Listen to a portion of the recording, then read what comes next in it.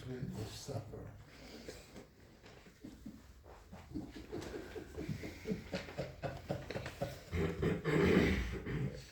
How many of you are Jeopardy fans? Let's have a hand count, okay? Yeah, all right. Some. I've seen a number of the episodes since Ken Jennings has been the MC. And of course, most of us adults will remember the era, the long era, when Alex Trebek hosted the show. Some of us even remember the days when Art Fleming was the host of Jeopardy. And I'm one of the last bunch. I started watching Jeopardy when I was in about 5th grade or so. And I was surprised at the number of questions that I could actually answer. Cindy, I bet your son is the same way. Yeah. Yep. Maybe Jeff Foxworthy was right after all. Remember his show? It was called Are You Smarter Than a 5th Grader? Yeah. Okay, well, today I have a little surprise for you. I have a Jeopardy clue of my own to give you. Yeah, I can see the enthusiasm. Yeah. Sort of like Monty Python and the Holy Grail. And there was much rejoicing. Yay. All right, the answer is, today is the anniversary of the most consequential congressional resolution in all of American history. Can anybody give the correct question? No, not even Mary. I figured Mary would be the next person. It's got to be a approval of the Constitution. Close. Would it help if I said that the date of this resolution was the 7th of June, 1776? Okay. If you said something along the lines of, what is the Lee Resolution, or the Lee-Adams Resolution, or even the Lee-Adams Independence Resolution, give yourself a gold star.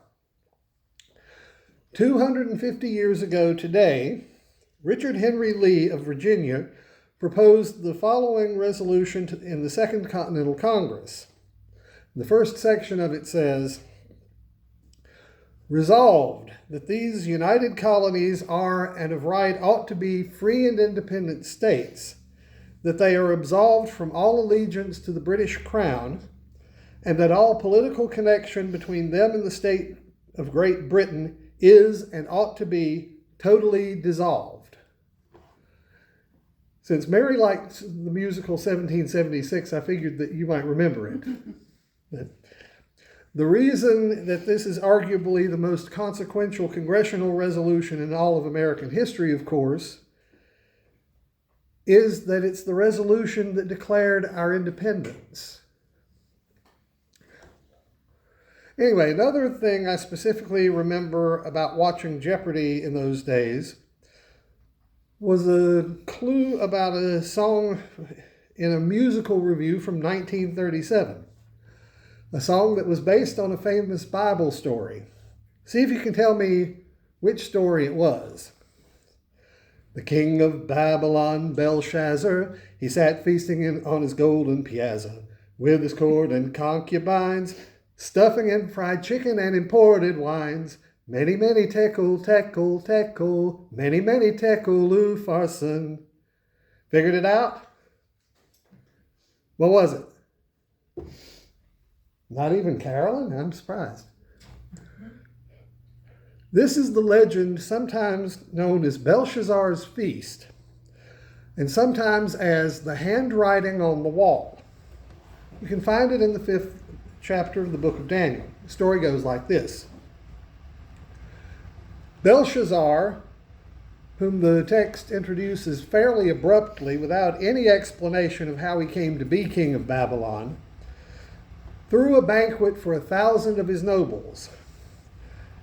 As the party got really going, Belshazzar called for the sacred vessels that his predecessor Nebuchadnezzar had taken out of the temple in Jerusalem just before he burned the place down. King Belshazzar and his guests wanted to drink from the sacred vessels, you see. And then Suddenly, the fingers of a disembodied human hand appeared and began to write on the plaster of the palace wall, directly behind the lampstand. And the king could see the hand as it wrote. The king turned pale with alarm. His hip joints went slack, and his knees began to knock. He shouted for his soothsayers, Chaldeans, and exorcists, and the king said to the Babylonian sages, "Anyone who can read this writing and tell me what it means shall be dressed in purple and have a chain of gold put round his neck and be one of the 3 men who govern the kingdom," which is Daniel 5:5-7 in the New Jerusalem Bible. Sounds kind of like a ghost story, doesn't it? Almost more fitted for Halloween. The disembodied hand writing words in the plaster of a wall also calls to mind the English poet Edward Fitzgerald's translation of this stanza from the Rubaiyat of Omar Khayyam. The moving finger writes and having writ moves on. Nor all your piety nor wit shall lure it back to cancel half a line, nor all your tears wash out a word of it. In other words, what's done is done. The past can't be changed. All we can do now is improve the way we move forward into the future. Put a pin there. In the meantime, the reason I brought up Fitzgerald's 19th century translation of a 12th century Persian poem is that the moving finger image isn't in the original. The original talks about a moving pen. But Fitzgerald was a Victorian Brit writing for other Victorian Brits, and so he naturally thought of the story of the handwriting on the wall, hence the moving finger. Well, the king's mages and soothsayers tried to understand the meaning of the mysterious words, but they couldn't. Maybe they couldn't read the writing on the wall because they couldn't speak Aramaic. By the way, this section of the book of Daniel is written in Aramaic and not Hebrew. The queen, who is often understood as Belshazzar's wife, although they may actually have meant his mother, suggested that the king call in Daniel, who is one of the Jewish captives whom Nebuchadnezzar brought to Babylon some decades earlier, when Nebuchadnezzar captured Jerusalem the first time. You see, Daniel had a reputation as a wise man who was skilled in interpretation. So Daniel's brought in, and after telling the king to keep his rewards, he reads the writing on the wall, literally. The mysterious words, which are also the names of coins, by the way, are Mene, Mene, Tekel, Upharsin. And they translate to something like numbered, weighed on a scale, and divided. Daniel interprets the words to mean that the Babylonian kingdom has been weighed in a balance found lacking and will be divided and given to its enemies. This is how the story ends, told from the perspective of the 1930s musical review Pins and Needles, which you've heard before. King, them words mean to stop your flaunting. You've been weighed and you're found wanting. All your days is numbered days. The Lord don't like dictators or dictators' ways. Belshazzar cried out, "Man, you're lying." But there was no use denying, for he saw those words divine shining out just like a cafeteria sign. Many, many tekel, tekel, tekel, many, many tekel, Upharsin. Now the king of Babylon was slain, but the children of the Lord remain. All his idols turned to rust. Crumbled are his kingdom and his power to dust. Crumbled are his kingdom and his power to dust. Many, many tekel, tekel, tekel, many, many tekel, Upharsin. Many, many tekel, tekel, tekel, many, many tekel, Upharsin. So how does all this fit together? So far we have a Jeopardy clue involving a jazz song from a late 1930s musical review, a song which is based in turn on a story from the Old Testament. but it's full of topical references to the situation in 1930s Europe. Belshazzar is described as the big shot of the Babylon-Jerusalem axis, an obvious allusion to Hitler, Mussolini, and the Rome-Berlin axis. At another point in the lyrics, Belshazzar sets the sons of Israel to making bricks in concentration camps. On the other hand, we also have the 250th anniversary of the Lee Resolution, which successfully proposed American independence. So how do they fit together? In other words, where is America at 250? Many people, I think, including most, if not all of the people in this room, would agree that the following passage from Isaiah 42:21-23 sounds depressingly like this country at the moment. The Lord was pleased for his righteousness' sake to magnify his law and make it glorious. But this is a people robbed and plundered. They're all of them trapped in holes and hidden in prisons.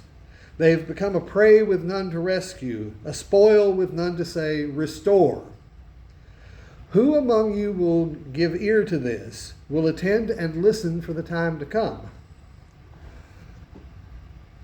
Now, there's a fellow named Matthew Pridgeon who's posted a number of short religious videos on Facebook. His theology is sometimes a bit conservative for my taste, but some of the things he says really hit home. For instance, let's just say that he's not a fan of the current government. In fact, rather than talking about the current occupant of the White House as the chosen one, Pridgeon says that he's God's judgment on this country. Judgment? Judgment for what, you ask? Well, for one thing, the current era is a judgment on the way we've treated minorities in this country. The Native American genocide, the kidnapping and enslavement of millions of people from Africa, our repeated hostility towards successive waves of immigrants to this country, and so on. Pridgeon, who's white, says that one of the things that are happening now is that white people are finally starting to see what it has felt like to be a person of color in this country, and they don't like it, not one little bit. I could easily go on, but you get the picture. He paints a pretty gloomy one, doesn't he? There's a very ancient tradition in Christianity going all the way back to the earliest days of the church that reminds us that we are not primarily citizens of whatever country we happen to find ourselves living in.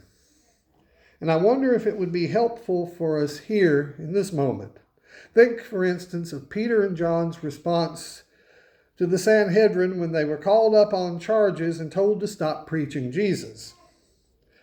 We must obey God rather than men, which is Acts 5:29. Philippians 3:20 says plainly that our citizenship is in heaven. Hebrews 11:13-16, which comes in the middle of a long and very famous discourse on faith, is similarly explicit.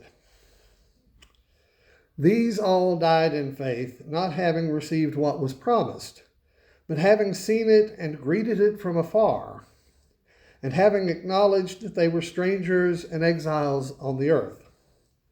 For people who speak thus make it clear that they are seeking a homeland.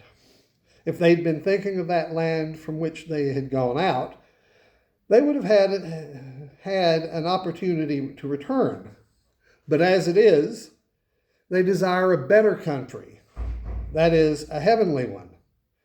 Therefore, God is not ashamed to be called their God, for he has prepared for them a city. Pay attention to that statement from verse 16 again. As it is, they desire a better country, that is, a heavenly one. Not only do people of faith have a country besides their earthly one, they also desire it. The second verse of the British hymn, I Vow to Thee, My Country, puts it this way. And there's another country I've heard of long ago, most dear to them that love her, most great to them that know. We may not count her armies, we may not see her king. Her fortress is a faithful heart, her pride is suffering. And soul by soul and silently her shining bounds increase, and her ways are ways of gentleness, and all her paths are peace. This is where we Quakers talk about the peaceable kingdom, described in the 11th chapter of Isaiah. You know, the wolf shall lie down with the lamb, and the lion eat straw like an ox, and a little child shall lead them. All of that. In other words, it's a return to the peace and the primal innocence of the Garden of Eden. But there are times, and I'm afraid this is one of them, when that vision looks like it's a long way off.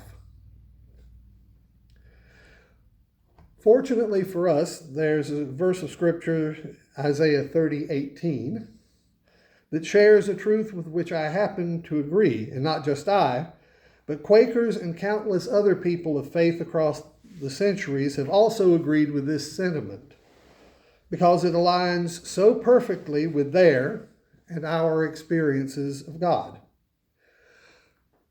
Therefore, the Lord waits to be gracious to you. Therefore, he exalts himself to show mercy to you. For the Lord is a God of justice. Blessed are those who wait for him. If you prefer a more modern way to say the same thing, consider this one. It's a possibly recognizable tune from early 1970, which has actually been included in a few hymnals because some people, and I count myself among that number, can't help but hear the voice of God speaking in it. It's a perfect thought to leave you with this morning. Figured it out yet? Okay. When you're weary, feeling small, when tears are in your eyes, I will dry them all. I'm on your side.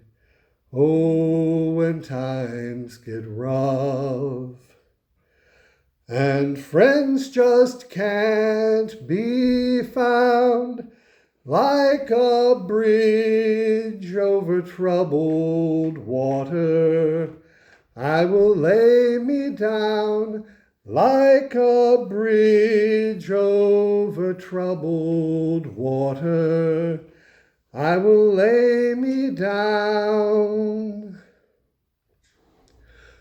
When you're down and out, when you're on the street, when evening falls so hard, I will comfort you. I'll take your part. Oh, when darkness comes and pain is all around, like a bridge over troubled water, I will lay me down. Like a bridge over troubled water, I will lay me down. Sail on, silver girl, sail on by. Your time has come to shine. All your dreams are on their way. See how they shine. Oh, if you need a friend, I'm sailing right behind, like a bridge over troubled water. I will ease your mind, like a bridge over troubled water. I will ease your mind.